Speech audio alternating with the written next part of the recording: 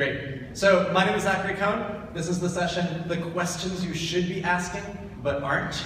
I'm going to apologize real quick. I'm getting over a bad cough, so sometimes I may have to collapse in a little coughing ball, but I should be pretty okay. I'm definitely not contagious. So, to start off,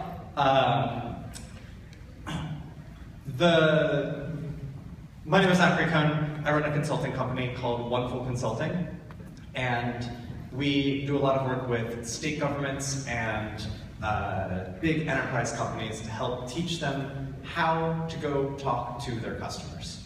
We've all been to lots of these conferences. We've heard lots of people say, you should always go talk to your customers, but no one really ever says how. Des just gave a great talk in the Grand Ballroom before this, talking about a lot of techniques. I'm going to go over some more techniques, and then give you guys a chance to actually practice at the end. Because I hate giving talks where I just talk at you guys the whole time. I want to give you guys a chance to actually use some of this stuff. So real quick, before we start, I want to go over a little bit about just product development in general. So there's the classic method of product development, right? Someone gets an idea, usually in the shower, because that's where your good ideas come from. You figure out who does this idea help, what problem does it solve, what's the value proposition for it, and then you go and you sell it to people. And that works sometimes, right? But there's lots and lots of times that hasn't worked. And so I'm proposing that we actually flip this model on its head.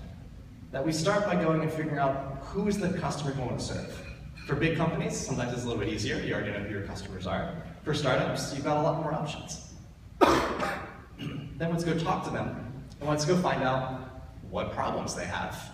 And once we've learned about the problems our customers have, let's go figure out a solution to some of those problems. And basically what we're doing here is making sure the thing we build is actually solving a real problem for people. And this is one of my problems with whether it's lean startup or agile is really popular in the state of Washington, who I do a lot of work with, where they have this methodology to build something really, really well. But people often forget to do the step before that, which is figure out what the thing we should be building is. And so when we're working with the state of Washington, we call this stuff pre-agile. It's like all the stuff you need to do before you build something to make sure you don't build the wrong thing really, really, really well. Because they're particularly good at that sometimes. And so a lot of this comes into just talking to your customers, figuring out what their problems are, and then going to build the solution. So I've got some rules and some techniques for you guys that I'm going to share. And then afterwards, we're going to practice. So the first rule, this is also a very shortened version of the full list. I think I have about 10 rules and maybe 8 techniques in kind of the full version of the presentation. 20 minutes isn't a super long time. So if you want the full version, I'll give you guys a chance to get that at the very end. First rule I want to talk about is past behavior is the best indicator of future behavior. So what does that mean? It's close to January, it's close to New Year's, and let's say we run into each other on the street sometime next month, and we start talking about New Year's resolutions, right? And you ask me what mine are, and I'm like, oh, I'm gonna start going to the gym every week, 3 times a week for the whole year. And you're like, oh, that's great, that's really awesome. How many times a week did you go to the gym last year? And I'm like, twice, the whole year. That's it. What are the chances of me going to the gym 3 times a week, every week for the whole year? Ouch, less than 0. That hurts. What have I done to you? No, really, he's right though. Like the chances of me actually going to the gym 3 times a week, every week for the whole year, when I went a grand total of twice last year, pretty low. Now what if instead I answered, I went to the gym twice a week, every week for the last year? Higher chance, right? I might still fail, but there's a much higher chance because my past behavior has indicated I go to the gym regularly already. I've been consistent for a long period of time. The chances of me altering that behavior slightly are pretty high. So when you're asking people questions, make sure you're asking about their past behavior. Don't ask them what they would do. Don't say, would you use an app that? Or do you think you would? Or would you like something that? Instead, ask them what have they done in the past. Have you ever used something that? Have you ever done this? When's the last time you did that?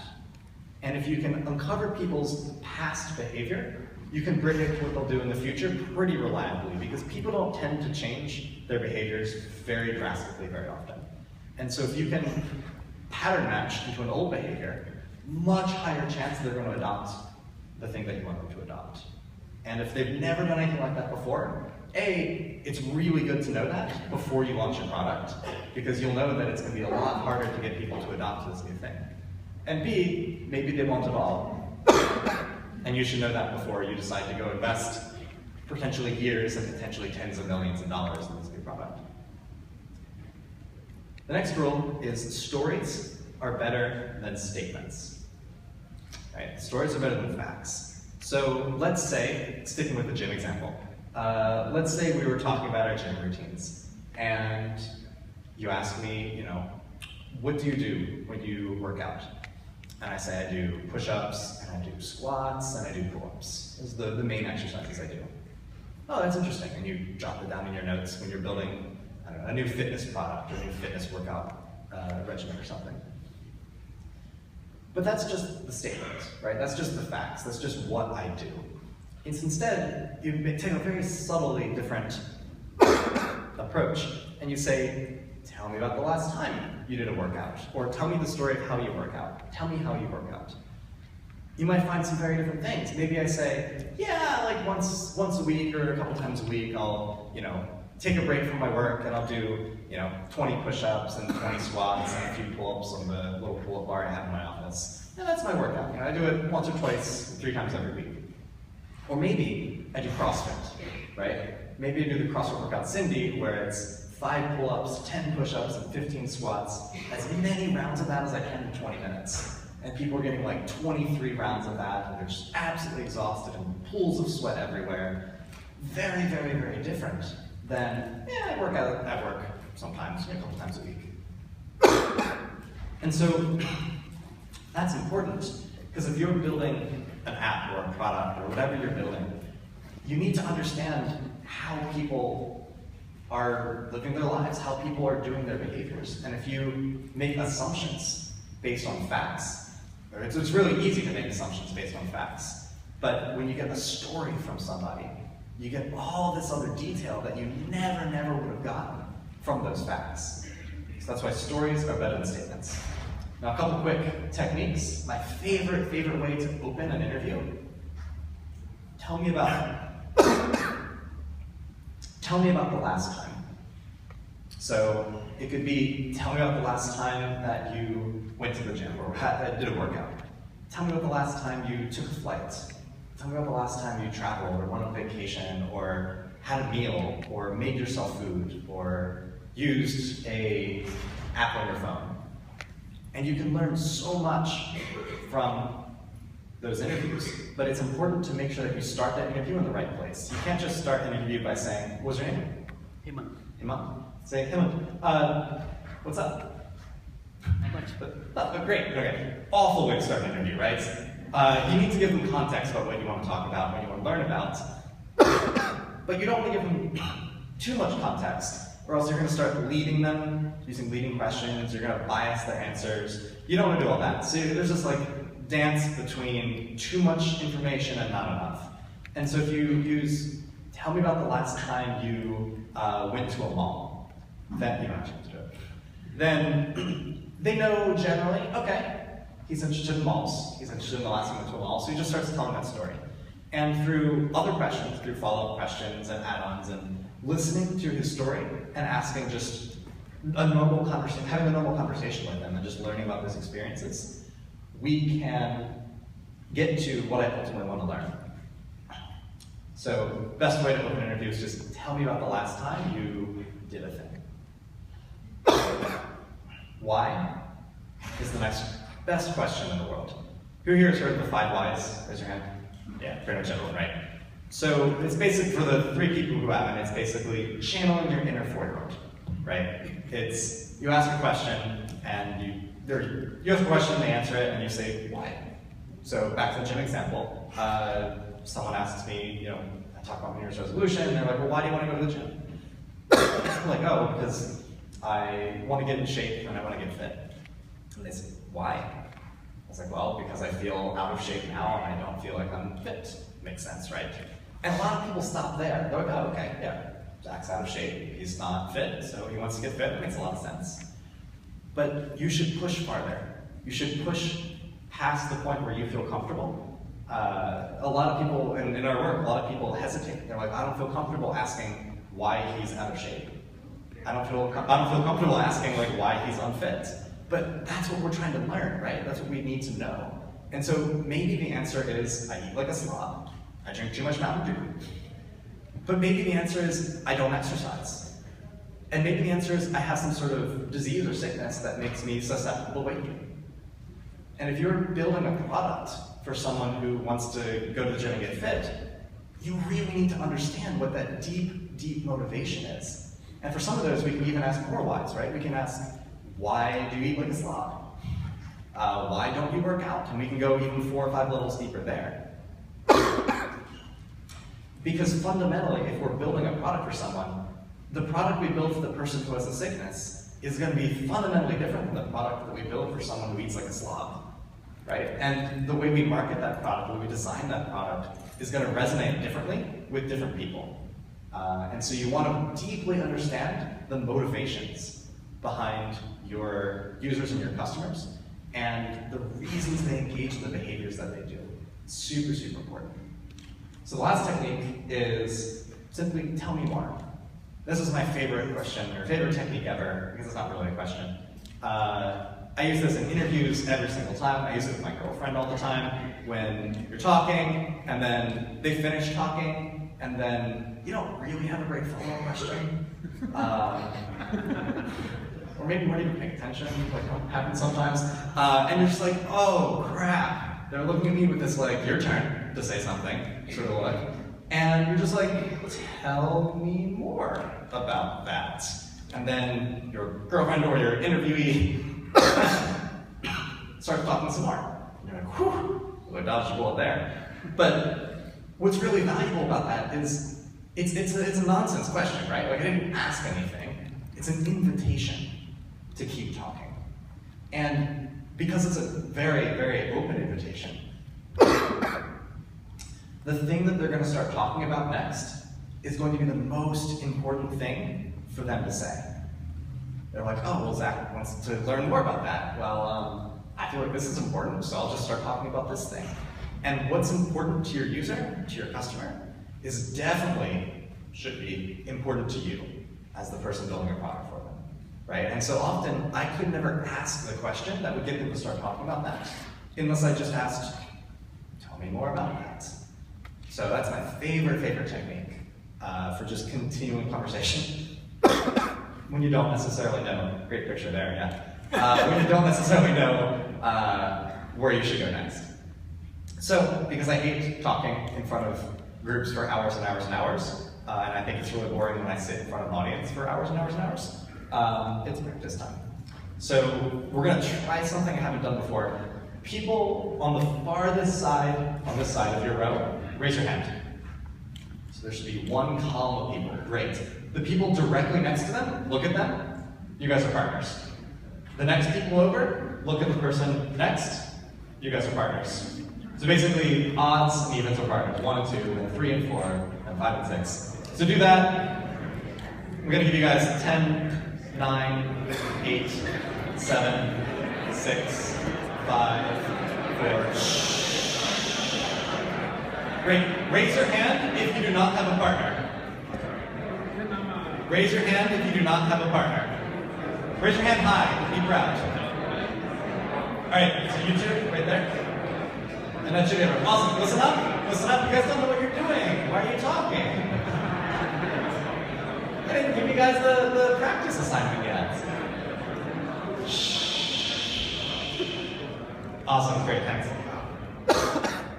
So what we're going to do is use these rules and techniques to interview our partner.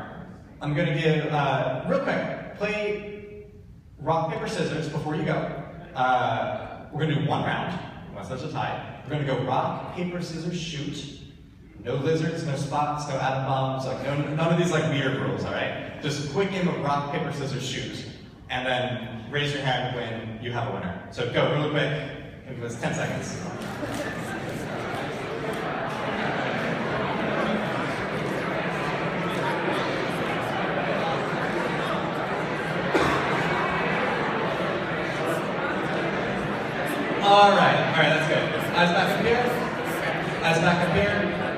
Great, you can put your hands down now. So, raise your hand if you won. Great, you guys all actually lost. I'm so sorry. So you guys are going to be the interviewers first. And the loser is going to be, the non-winner is going to be the interviewee first. And the interviewer has 90 seconds, and I'll be timing it. You have 90 seconds to interview your partner about a prompt I'm about to give you. And you've got some constraints. You can only use the phrases, why, tell me more, and then, yeah, pretty much that. You can pretty much only use the phrase, why, and tell me more. Now, people always ask, like, well, it's really awkward to interrupt and say why, and it's sometimes hard to say why at the end of a longer story. So you can reference what you're asking why about, but you're just asking 2 questions, why, and tell me more. Okay? Everyone understand? I'm going to be listening too, so don't break the rules.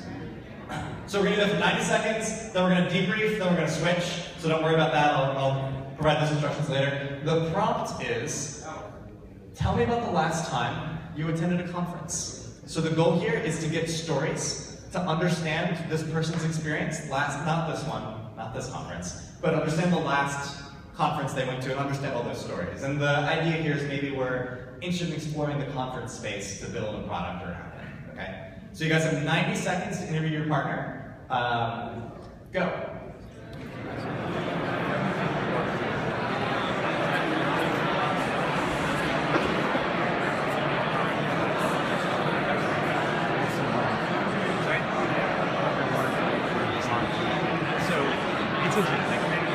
I got sick 2 minutes ago.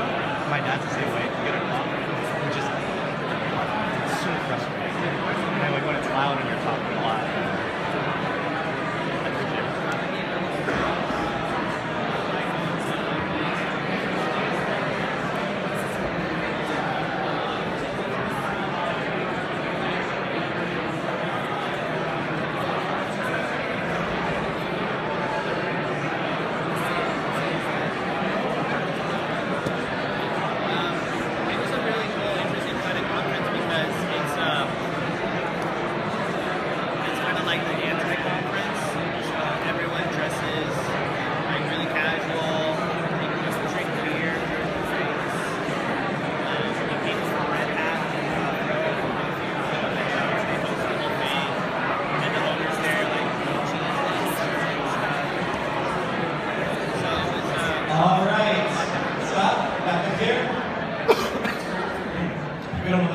So we're gonna interrupt this.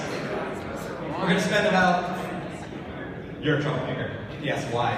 We're gonna spend about 45 seconds, call out just something interesting that happened there. Like, we're just gonna debrief a little bit. What was your experience with that? Easy. Easy?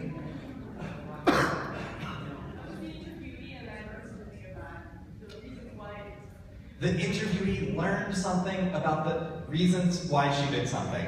Your check's in the mail. So what's amazing about this is a lot of times when you do these interviews, and you go farther and deeper than you're really comfortable with, the interviewee learns about themselves. And that's incredible, right? If I had a business coming to me and suddenly it's like a free therapy session, and I learn about my deep intrinsic motivations behind why I do the things I do, I am definitely gonna buy whatever product they custom make for the solution or for the problem that I told them about. I'm definitely gonna use that, that's awesome. So, I love that, we're gonna cut off there, we're gonna switch. Interviewee is now the interviewer. Another 90 seconds on the clock, same prompt. Tell me about the last time you went to a conference, okay? Go for it. All right.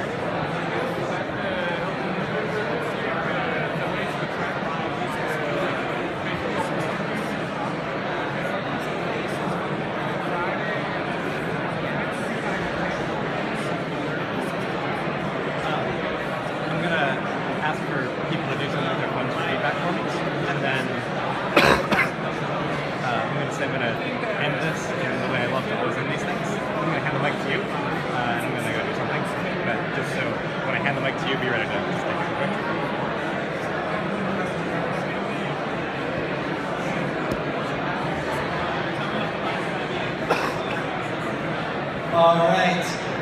Then cut that off. Cut that off real quick. Eyes back up here. We've only got another minute or so left. All right. One or two pieces of feedback. What was something interesting that happened that time? Anything good?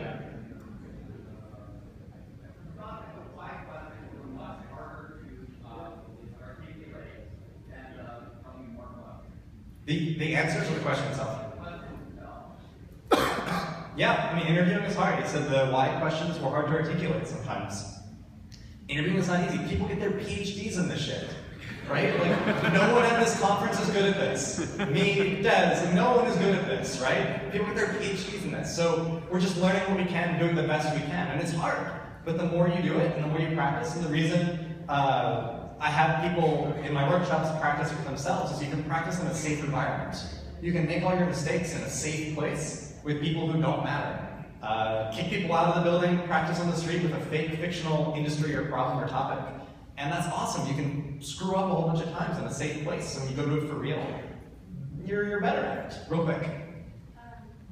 Andrew, the stories are so interesting that you start asking why questions that are actually going very far off from the conference. Mm-hmm. So she said the answers are so interesting that you start asking these questions that go away from the conference. And that's great. You start to get a much broader picture of this person and their life.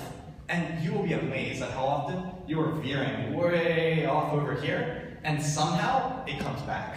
You learn something really interesting that's really important. So be okay with the questions and answers meandering a little bit. So that's all the time we have. There's two things I want to end with. One really quick, I love to get feedback. This presentation is iterative. I like fast feedback, so in the interest of fast feedback, I want everyone to take out their phones. This is not a phone. But take out your cell phones, and then open up your email client. Write me an email right now. It's going to be super short, I promise. ZachCohn@gmail.com is my email address. In the subject line, I want you to put two things. You put a yes or, a 1 through 5 in terms of how interesting was this session. 1 is not interesting at all. 5 is this was the most interesting session at the conference. Put a comma, and then I run a newsletter. We send stuff out every 2 weeks about exactly this sort of stuff. If you want to learn more, just write yes. So 1 through 5 and yes. If you want to sign up, I'll sign you up for it. And you can learn about this stuff every 2 weeks in your inbox. And then just hit send. And it's super duper easy. I'll get that. I'll be able to make my presentation better. And you guys get to learn a little bit too. And the last thing that I'd like to end these with is just a way to say thank you and to show how excited I am. So I want you guys to give me a 3, 2, 1 countdown, okay? So 3, 2, 1.